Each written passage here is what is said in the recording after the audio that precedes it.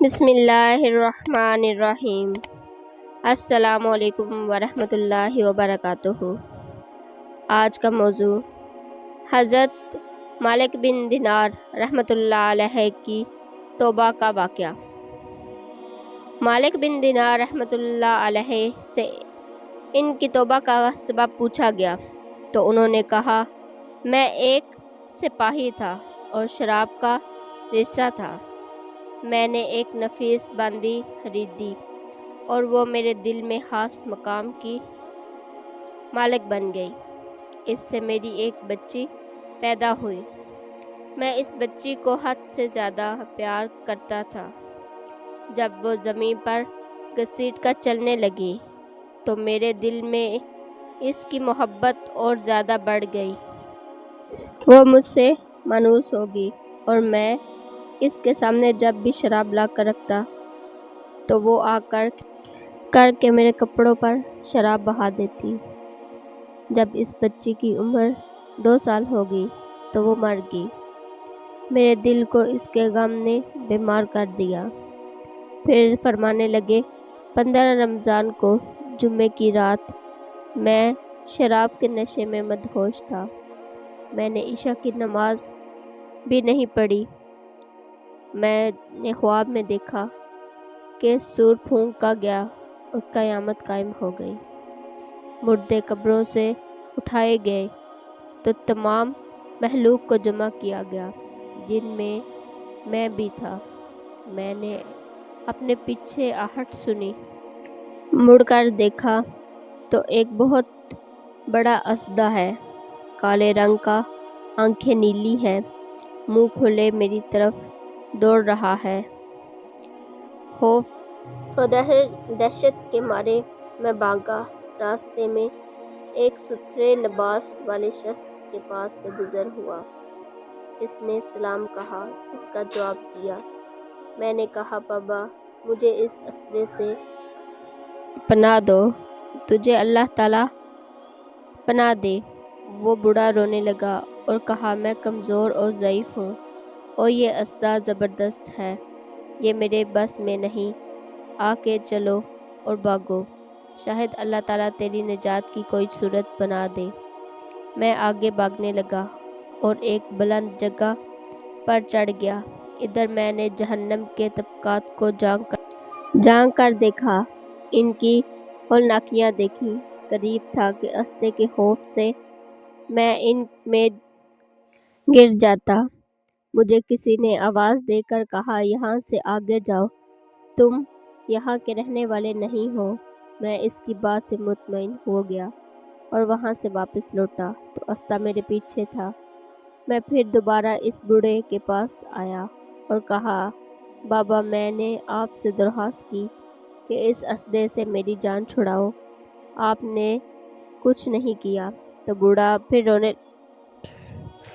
رونے لگا اور کہا، میں ناتوان ہوں، البتہ تم اس پہاڑ کے پاس جاؤ جہاں مسلمانوں کی امانتیں ہیں، اگر تمہاری کوئی امانت ہو تو وہ تمہاری مدد کرے گی۔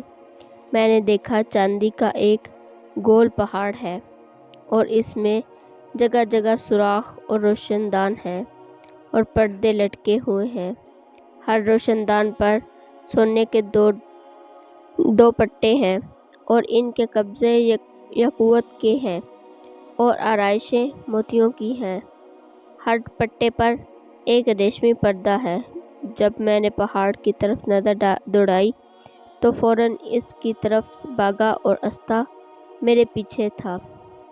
جب میں پہاڑ کے قریب پہنچا تو ایک فرشتے نے آواز دی، پردہ ہٹاؤ، دروازہ کھول دو اور سیدھے کھڑے ہو جاؤ، شاید اس حاجت مند کی یہاں کوئی امانت ہے جو اسے اس کے دشمن سے نجات دلائے۔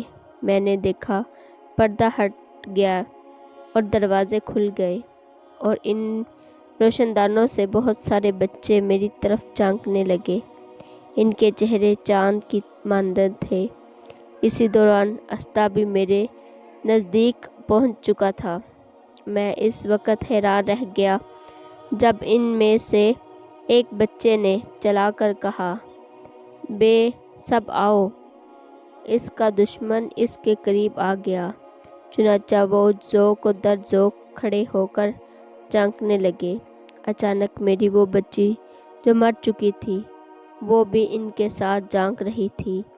جب اس نے مجھے دیکھا تو رونے لگی اور کہا، ہائے یہ میرا باپ ہے۔ پھر میں نے جرمٹ میں تیر کی تیزی سے 7 چھلانگ لگائی اور میرے سامنے آ کر کھڑی ہو گئی۔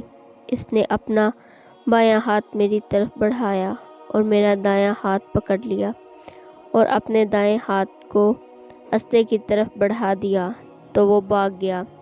پھر اس نے مجھے بٹھایا اور میری گود میں بیٹھ گئی اور اپنے دائیں ہاتھ سے میری داڑھی پکڑ کر کہا، اے ابا جان، کیا مومنوں کے لیے وہ وقت نہیں آیا کہ ان کے دل میں اللہ کے ذکر کے لیے جھلک جائے؟ میں رونے لگا اور کہا، اے بیٹی، تم لوگ بھی قرآن کو جانتے ہو؟ اس نے کہا، ہم تو تم سے بھی زیادہ قرآن کو جانتے ہیں۔ میں نے کہا، استے کے بارے میں تو کچھ بتاؤ جو مجھے ہلاک کرنے کا در پہ تھا۔ اس نے کہا، وہ تیرا برا عمل ہے جس کو تو نے طاقتور بنایا اور وہ تجھے جہنم کی آگ میں ڈبونا چاہتا ہے۔ میں نے کہا، اس بوڑھے کے بارے میں بتاؤ جو راستے میں ملا۔ اس نے کہا، وہ تیرا نیک عمل ہے جسے تو نے اتنا کمزور کر دیا کہ اب وہ برے عمل کا مقابلہ نہیں کر سکتا۔ میں نے کہا، اے بیٹی، تم اس پہاڑ میں سے کیا کرتی ہو؟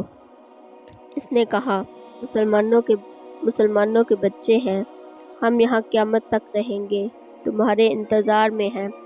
جب تم آؤ گے تو ہم تمہاری سفارش کریں گے۔